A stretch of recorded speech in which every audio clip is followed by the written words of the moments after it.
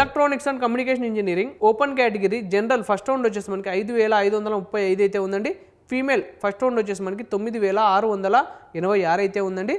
General final round వచ్చేసి మనకి 5885 అయితే ఉందండి. ఫీమేల్ ఫైనల్ రౌండ్ వచ్చేసి మనకి 10965 అయితే ఉందండి.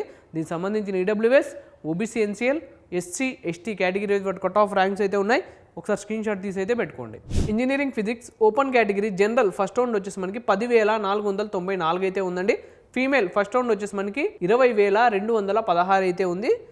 జనరల్ ఫైనల్ రౌండ్ వచ్చేసి మనకి 12466 అయితే ఉందండి. ఫీమేల్ ఫైనల్ రౌండ్ వచ్చేసి మనకి 22403 అయితే ఉందండి. దీనికి సంబంధించిన EWS, OBC, NCL, SC, ST category cut off ranks అయితే ఉన్నాయి. ఒకసారి స్క్రీన్ షాట్ తీసి అయితే పెట్టుకోండి. Mechanical engineering open category general first round వచ్చేసి మనకి 10078 అయితే ఉందండి. ఫీమేల్ ఫస్ట్ రౌండ్ వచ్చేసి మనకి 18906 అయితే ఉంది. జనరల్ ఫైనల్ రౌండ్ వచ్చేసి మనకి 11678 అయితే ఉందండి. ఫీమేల్ ఫైనల్ రౌండ్ వచ్చేసి మనకి 20366 అయితే ఉందండి.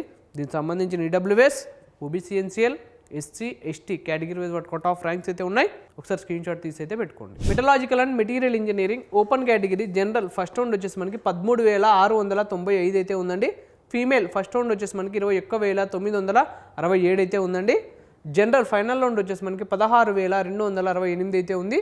ఫీమేల్ ఫైనల్ రౌండ్ వచ్చేసి మనకి 22981 అయితే ఉందండి. దీనికి సంబంధించిన EWS, OBC, NCL, SC, ST category cut off ranks అయితే ఉన్నాయి. ఒకసారి స్క్రీన్ షాట్ తీసి అయితే పెట్టుకోండి.